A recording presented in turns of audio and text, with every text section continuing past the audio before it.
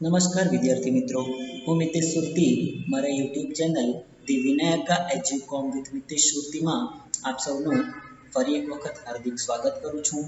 વાત કરીએ ધોરણ 11 કોમર્સની, તો નામાના મૂળ તત્વો વિષયમાં આપણે ભાગ 1ના પ્રથમ પ્રકરણ એટલે કે હિસાબી પદ્ધતિ અને તેના પારિભાષિક શબ્દો આ પ્રકરણનો આપણે અભ્યાસ કરી રહ્યા છીએ. અને લાસ્ટ વિડીયોમાં આપણે હિસાબી પદ્ધતિઓના હેતુ વિશે અભ્યાસ કર્યો હતો. ઓબ્જેક્ટિવ્સ એટલે કે હેતુઓ વિશે આપણે અભ્યાસ કર્યો હતો. અને આજના આ વિડીયોમાં આપણે હિસાબી પદ્ધતિના ફાયદા એટલે કે એડવાન્ટેજીસ વિશે અભ્યાસ કરીશું. હિસાબી પદ્ધતિના ફાયદાઓ કયા છે? હિસાબી પદ્ધતિ રાખવાથી કયા ફાયદાઓ થાય છે? તો જોઈએ. હિસાબી માહિતીની ઉપલબ્ધતા.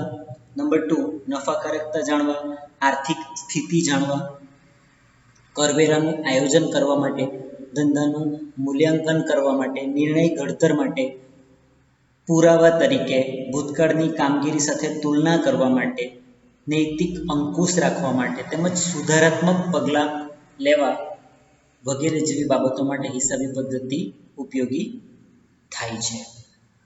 તો આપણે 1 બાય 1 દરેક ફાયદાઓનો અભ્યાસ કરીશું. જેમાં સૌપ્રથમ હિસાબી માહિતીની ઉપલબ્ધતા, અવેલેબિલિટી ઓફ અકાઉન્ટિંગ ઇન્ફોર્મેશન.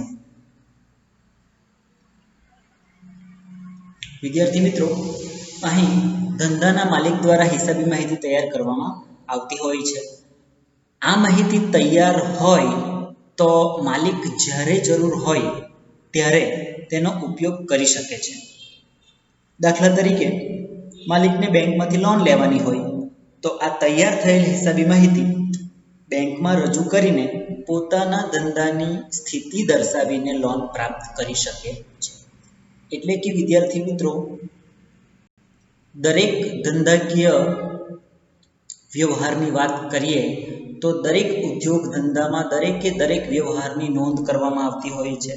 અને આ નોંધને સાચવી રાખવામાં આવતી હોય છે. કારણ કે જ્યારે પણ માલિકને બેંક પાસેથી લોન લેવી હોય તો બેંક એ જોશે કે આ ધંધાની સ્થિતિ શું છે, આ ધંધો પ્રગતિ કરી રહ્યો છે, લોન આપવી કે ન આપવી એ અંગેનો નિર્ણય બેંક ત્યારે જ કરી શકશે કે જ્યારે ધંધાના માલિક દ્વારા બેંકને જરૂરી પુરાવાઓ હિસાબી માહિતી સ્વરૂપે રજૂ કરવામાં આવશે. તો અહીં હિસાબી માહિતીનો સૌથી મહત્વનો ફાયદો તો એ છે કે હિસાબી માહિતીમાં દરેક વ્યવહારની નોંધ કરવામાં આવતી હોય છે. માટે જ્યારે જરૂર પડે ત્યારે માલિક બેંકમાંથી લોન લેવા માટે આ માહિતીનો ઉપયોગ કરી શકે છે. અને બેંકના કર્મચારીઓ આ માહિતીનો ઉપયોગ કરી કે આ માહિતીને જોઈને ધંધાના માલિકને કેટલી લોન આપી શકાય તે અંગેનો નિર્ણય સરળતાથી કરી શકે છે. માટે હિસાબી માહિતીની ઉપલબ્ધતા એ હિસાબી પદ્ધતિનો એક મહત્વનો ફાયદો છે. આગળ વધીને વાત કરીએ તો નફાકારકતા જાણવા, ટુ નો પ્રોફિટેબિલિટી. નફાકારકતા જાણવા માટે મિત્રો, ધંધામાં જોઈએ તો કેટલો લાભ થયો છે કે કેટલું નુકસાન થયું છે તે અંગેની માહિતી આ હિસાબી પદ્ધતિ દ્વારા પૂરી પાડવામાં આવે છે. નફા નુકસાન ખાતા પરથી આ જાણકારી પ્રાપ્ત થાય છે. વિદ્યાર્થી મિત્રો, હિસાબી પદ્ધતિ રાખવાથી ખ્યાલ આવશે કે કેટલો નફો થયો છે, કેટલું નુકસાન થયું છે. તો આ રીતે હિસાબી પદ્ધતિ રાખી હશે તો જ ધંધાની નફાકારકતા વિશે માહિતી મળશે. માટે નફાકારકતા જાણવા માટે પણ હિસાબી પદ્ધતિ એ ખૂબ જ મહત્વનો ભાગ ભજવે છે. ત્યારબાદ આગળ જોઈએ તો આર્થિક સ્થિતિ જાણવા. હવે આર્થિક સ્થિતિ જાણવા એટલે કે ટુ નો ફાઇનાન્શિયલ સ્ટેટસ. ધંધાનું ફાઇનાન્શિયલ સ્ટેટસ જાણવા માટે, આર્થિક સ્થિતિ જાણવા માટે પણ આ હિસાબી પદ્ધતિ ખૂબ જ મહત્વનો ભાગ ભજવે છે. હિસાબી મુદતના અંતે ધંધાની જવાબદારીઓનું પ્રમાણ કેટલું છે તે જાણી શકાય છે. ધંધાની જવાબદારી વધુ હોય તો આર્થિક સ્થિતિ નબળી ગણાય અને જવાબદારી ઓછી હોય તો આર્થિક સ્થિતિ સારી ગણાય. આ આર્થિક સ્થિતિ પાકા સરવૈયા દ્વારા જાણી શકાય છે. તો હિસાબી પદ્ધતિમાં જુદા જુદા ખાતાઓ તૈયાર કરવામાં આવતા હોય છે. આપણે અગાઉ જોયું કે નફા નુકસાન ખાતું તૈયાર કરીને આપણે ધંધાને નફો કે લાભ થયો છે એ જાણીને ધંધાની નફાકારકતા વિશે અંદાજ લગાવી શકીએ છીએ કે માહિતી મેળવી શકીએ છીએ. જ્યારે પાકા સરવૈયાનું પત્રક બનાવીને આપણે ધંધાની આર્થિક સ્થિતિ શું છે એ સ્થિતિ વિશે પણ માહિતી મેળવી શકીએ છીએ. તો આ તમામ પ્રકારની માહિતી હિસાબી પદ્ધતિ રાખવાથી જ પ્રાપ્ત થતી હોય છે. માટે આપણે કહી શકીએ કે આર્થિક સ્થિતિ જાણવા માટે પણ હિસાબી પદ્ધતિ દ્વારા આ હિસાબી માહિતીનો ઉપયોગ કરવામાં આવતો હોય છે. આગળ જોઈએ કરવેરાનું આયોજન એટલે કે ટેક્સ પ્લાનિંગ. હવે દરેક ધંધાકીય વ્યવહાર કે દરેક ઉદ્યોગોની વાત કરીએ તો દરેક ધંધાદારી વ્યક્તિએ ચોક્કસ માત્રામાં કરવેરો ભરવાનો હોય છે. તો દરેક ધંધાકીય એકમ દ્વારા કરવામાં આવેલ કમાણી અંગે જુદા જુદા સ્વરૂપે કરવેરાની ચૂકવણી કરવાની હોય છે. કરવેરાનું પ્રમાણ ધંધાના વ્યવહારોના આધારે નક્કી થાય છે. વ્યવહારોના પ્રમાણ એટલે કે કદને ધ્યાનમાં રાખીને જે તે સમયમાં કેટલો વેરો ભરવો પડશે તે બાબત હિસાબોના આધારે જાણી શકાય છે. આ માહિતીના આધારે વર્ષ દરમિયાન ચૂકવવા પાત્ર વેરાઓ અંગે આયોજન પણ કરી શકાય છે. એટલે કે અહીં વિદ્યાર્થી મિત્રો આપણે જે ધંધાના માલિક છે એ ધંધાના માલિકે કેટલો ટેક્સ ભરવાનો હોય છે, કેટલો વેરો ભરવાનો હોય છે, તો એ દરેક બાબતની માહિતી હિસાબો લખવાથી મળશે. કારણ કે હિસાબો લખવાથી ધંધામાં કેટલા વ્યવહારો થાય છે એ અંગેની માહિતી મળશે અને આ વ્યવહારોના પ્રમાણ કે કદને ધ્યાનમાં રાખીને જ આ કરવેરા કે આ જે ટેક્સ છે એ કેટલો ભરવાનો હોય છે એની માહિતી પ્રાપ્ત થતી હોય છે. એટલું જ નહીં પણ ભવિષ્ય માટે પણ ધંધાદારીઓ કે ઉદ્યોગપતિઓ ભવિષ્યમાં કેટલો ટેક્સ ભરવો પડશે એ અંગેનું આયોજન પણ કરી શકે છે. માટે અહીં તમે પિક્ચરમાં પણ જોઈ શકો છો કે અચાનક પ્લાનિંગ ન કર્યું હોય તો આવી રીતે કરવેરો ભરવાની મોટી રકમ પણ એકસાથે આવી પડતી હોય છે. તો એ જવાબદારી માલિકે નિભાવવી પડતી હોય છે અને આ સંકટ સમયે એક મોટો પ્રશ્ન ઉપસ્થિત થતો હોય છે.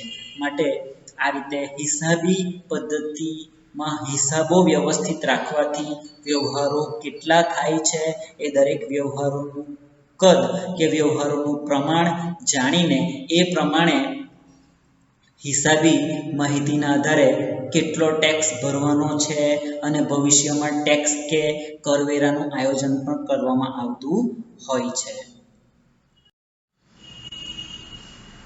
આગળ નેક્સ્ટ જોઈએ ધંધાનું મૂલ્યાંકન, વેલ્યુએશન ઓફ બિઝનેસ. વ્યવહારમાં અમુક વખતે માલિક દ્વારા પોતાના ધંધાનું વેચાણ અન્ય વ્યક્તિને કરવામાં આવતું હોય છે. આ સંજોગોમાં ધંધાની વેચાણ કિંમત કેટલી હોવી જોઈએ આ વેચાણ કિંમત નક્કી કરવામાં હિસાબી પદ્ધતિ મદદરૂપ થાય છે. ધંધો કેટલો નફાકારક છે, આર્થિક સ્થિતિ કેવી છે તે અંગેની જાણકારી હિસાબી પદ્ધતિ આપે છે. આમ ધંધાના મૂલ્યાંકનમાં હિસાબી પદ્ધતિ મદદરૂપ થાય છે. આપણે વાત કરીએ ધંધાની તો વેચાણ કિંમત કેટલી રાખવી એ એક મહત્વનો પ્રશ્ન છે. બરાબર છે. તો હિસાબી પદ્ધતિના આધારે હિસાબો રાખવાથી આપણે એ વાતનો અંદાજ લગાવી શકીએ કે વેચાણ કિંમત કેટલી રાખવી જોઈએ જેથી આપણે સ્પર્ધામાં પણ ટકી રહીએ અને વાજબી નફો પણ મેળવી શકીએ. આ ઉપરાંત વેચાણ કિંમતની સાથે સાથે ધંધો કેટલો નફાકારક છે, એટલે કે જે વેચાણ કિંમત રાખી છે એ હિસાબે કેટલો નફો પ્રાપ્ત થશે અને ધંધાની નફાકારકતાની સ્થિતિ શું છે એ પણ અહીં આપણે જાણી શકીએ છીએ. આ ઉપરાંત આર્થિક સ્થિતિ કેવી છે, અગાઉ વાત કરી એ પ્રમાણે ધંધાની આર્થિક સ્થિતિ કેવી છે, ફાઇનાન્શિયલ સિચ્યુએશન કેવી છે તે અંગેની માહિતી પણ આપણે અહીં મેળવી શકીએ છીએ હિસાબી પદ્ધતિના આધારે હિસાબો રાખવાથી. આમ આપણે ધંધાનું સંપૂર્ણ મૂલ્યાંકન હિસાબી પદ્ધતિના આધારે હિસાબો રાખવાથી કરી શકીએ છીએ. નેક્સ્ટ, નિર્ણય ઘડતર એટલે કે ડિસિઝન મેકિંગ. પિક્ચરમાં પણ તમે અહીં જોઈ શકો છો કે 3 રસ્તાઓ છે, લેફ્ટ, રાઈટ અને સીધો. અને માલિક માટે કે ધંધાદારી વ્યક્તિ માટે એ નક્કી કરવું મુશ્કેલ બની જતું હોય છે ઘણી વખત કે કયા રસ્તે આગળ વધવું. ધંધાના જુદા જુદા સ્વરૂપો જેવા કે એકાંકી વેપારી, ભાગીદારી પેઢી, કંપની દ્વારા પોતાના હિસાબો તૈયાર કરવામાં આવતા હોય છે. ખાસ કરીને કંપનીના હિસાબોનો ઉપયોગ જુદા જુદા પક્ષકારો જેવા કે લેણદારો, શેર હોલ્ડરો, રોકાણકારો દ્વારા પોતાના રોકાણ અંગેના નિર્ણય લેવા ઉપયોગમાં આવે છે. હિસાબી પદ્ધતિ નિર્ણય ઘડતરમાં ખૂબ જ અગત્યની ભૂમિકા ભજવે છે. એટલે અહીં માલિક તરીકે લેણદાર પણ હોઈ શકે છે. જો આપણે કોઈને ઉધાર માલનું વેચાણ કર્યું હોય કે ઉધાર માલની ખરીદી કરી હોય તો લેણદાર કે દેવાદારના સ્વરૂપે પણ માલિક એક ચોક્કસ પ્રકારનો નિર્ણય અહીં લઈ શકે છે.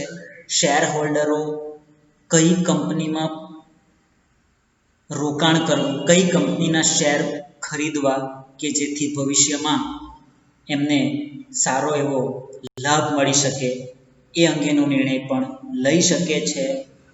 આ ઉપરાંત ઘણા બધા બાહ્ય પક્ષકારો આ રીતે હિસાબી પદ્ધતિનો ઉપયોગ કરીને નિર્ણય લઈ શકે છે. માટે આપણે કહી શકીએ કે હિસાબી પદ્ધતિ એ નિર્ણય ઘડતરની પ્રક્રિયામાં મહત્વનો ભાગ કે અગત્યની ભૂમિકા ભજવે છે. ત્યારબાદ જોઈએ પુરાવા તરીકે. તો પુરાવા તરીકે એટલે કે એઝ એન એવિડન્સ, એક પુરાવા તરીકે હિસાબી પદ્ધતિનું શું મહત્વ છે? તો અહીં વિદ્યાર્થી મિત્રો, હિસાબોની રચના હિસાબી પદ્ધતિના નિયમો અને સિદ્ધાંતોના આધારે થાય છે. તેથી આ રીતે તૈયાર થયેલા હિસાબોને વિશ્વસનીય ગણવામાં આવે છે.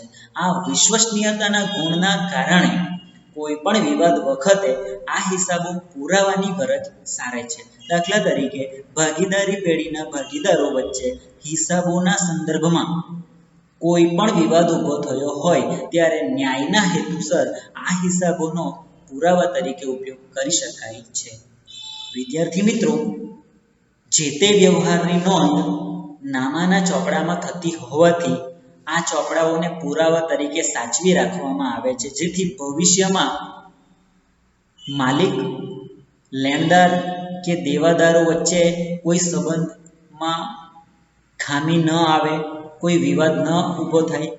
તેમજ ભાગીદારી પેઢીની વાત કરીએ તો ભાગીદારોએ જે કંઈક નક્કી કર્યું હોય અને એ બાબતમાં જો કોઈ પ્રશ્ન ઊભો થાય કે ભાગીદારો વચ્ચે નફા નુકસાનની વહેંચણી કયા પ્રમાણમાં કરવી, એ બાબતનો પણ પ્રશ્ન ઉપસ્થિત થાય તો અહીં હિસાબો જે આપણે પુરાવા તરીકે સાચવી રાખ્યા હોય એ હિસાબો આપણે આ પ્રશ્નનો હલ કરવામાં ઉપયોગમાં લઈ શકીએ છીએ. આ હિસાબી માહિતીનો આપણે પુરાવા તરીકે ઉપયોગ કરીને આવા દરેક પ્રકારના વિવાદનો અંત લાવી શકીએ છીએ.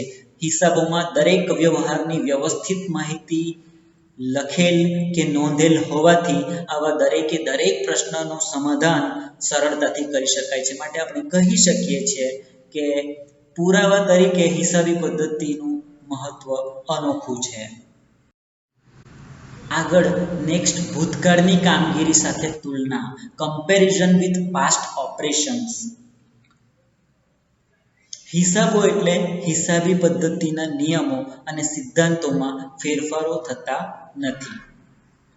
આ કારણસર ધંધાની વર્તમાન કામગીરી એટલે કે નફાકારકતા કે આર્થિક સ્થિતિને ભૂતકાળની કામગીરી સાથે સરખામણી કરીને ધંધાના વિકાસ અંગેની જાણકારી હાંસલ કરી શકાય છે. જો વિકાસ ન થયો હોય અથવા અપેક્ષા કરતાં ઓછો થયો હોય તો ભવિષ્યમાં તે મેળવવા અંગેનું આયોજન પણ કરી શકાય છે. ઉપરાંત હરીફોના હિસાબો સાથે પણ તુલના થઈ શકે છે. હિસાબી માહિતી કે હિસાબી પદ્ધતિના આધારે જે માહિતી રજૂ થતી હોય છે, આ હિસાબો ઉપરથી આપણે ધંધાની જે કામગીરી છે એ કામગીરીની માહિતી મેળવી શકીએ છીએ, નફાકારકતાની માહિતી મેળવી શકીએ છીએ, આર્થિક સ્થિતિની માહિતી પણ મેળવી શકીએ છીએ. અને આ દરેક માહિતીની ભૂતકાળના વર્ષોની કામગીરી સાથે તુલના કરીને આપણે ધંધાના વિકાસ અંગેની જાણકારી મેળવી શકીએ છીએ કે ભૂતકાળના સંદર્ભમાં, ભૂતકાળની તુલનામાં વર્તમાનમાં ધંધાની સ્થિતિ શું છે, શું ધંધો વિકાસના પંથે આગળ વધી રહ્યો છે, પ્રગતિ કરી રહ્યો છે, શું જોઈએ એટલી માત્રામાં વિકાસ થઈ રહ્યો નથી, અપેક્ષા કરતાં ઓછો વિકાસ થઈ રહ્યો છે, વગેરે તમામ પ્રકારના પ્રશ્નો આપણે અહીં સરળતાથી જાણી શકીએ છીએ બીકોઝ ઓફ હિસાબી પદ્ધતિના આધારે તૈયાર કરવામાં આવેલ હિસાબી માહિતીનો ઉપયોગ કરીને. ત્યારબાદ નૈતિક અંકુશ એટલે કે મોરલ કંટ્રોલ.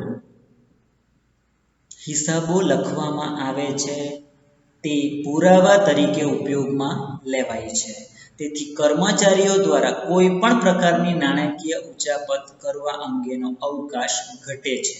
હિસાબી પદ્ધતિ પણ કર્મચારીઓ પર નૈતિક અંકુશ રાખવામાં સહાય પૂરી પાડે છે કે સહાયતા પૂરી પાડે છે.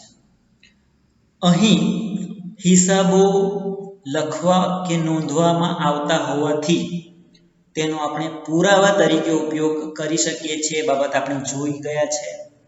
તેથી કર્મચારીઓ દ્વારા કોઈ પણ પ્રકારની નાણાકીય ઉચાપત થઈ શકતી નથી. કર્મચારીઓ કોઈ પણ પ્રકારની નાણાંને લગતી બાબતોમાં ગમે એ રીતે કોઈક ખોટું કાર્ય કરી શકતા નથી, નીતિ વિરુદ્ધનું કાર્ય કરી શકતા નથી.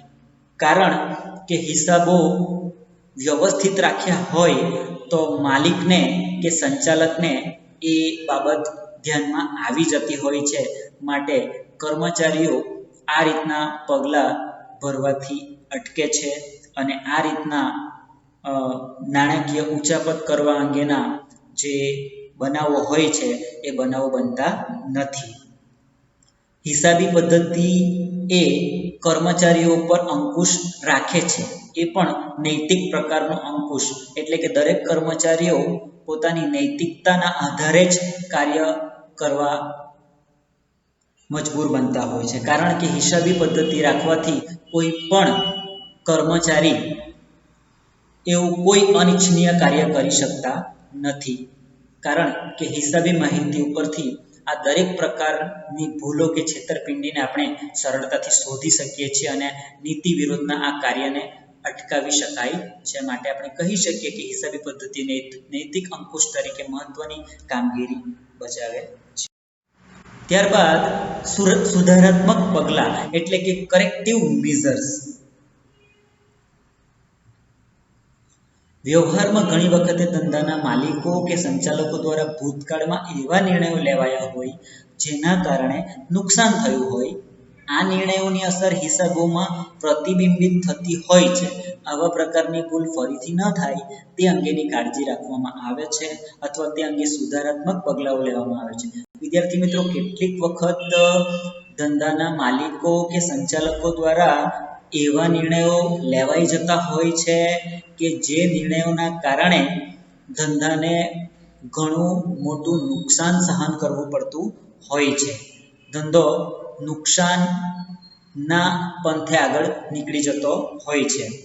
તો આ પ્રકારના જે નિર્ણયો છે એ નિર્ણયો ભવિષ્યમાં ફરી ન થાય અને આ જે ભૂતકાળમાં લેવાયેલા નિર્ણયો છે એ નિર્ણયોનો પડછાયો વર્તમાનની સ્થિતિને કે ભવિષ્યમાં ધંધાને અસર ન કરે એ માટે આપણે આ હિસાબી પદ્ધતિ કે હિસાબો રાખવાથી આ પ્રકારની ભૂલોને નિવારી શકીએ છીએ. આ પ્રકારની ભૂલો ફરીથી ન થાય એ બાબતની કાળજી રાખી શકીએ છીએ. તો આ રીતે વિદ્યાર્થી મિત્રો આપણે કહી શકીએ કે હિસાબી પદ્ધતિ દ્વારા જે હિસાબો રાખવામાં આવે એ હિસાબો રાખવાથી આ ભૂતકાળમાં થયેલી ભૂલો ફરીથી પુનરાવર્તિત થતી નથી અને સુધારાત્મક પગલાં પણ લઈ શકે છે. માલિક દ્વારા સુધારાત્મક પગલાં પણ લેવામાં આવતા હોય છે.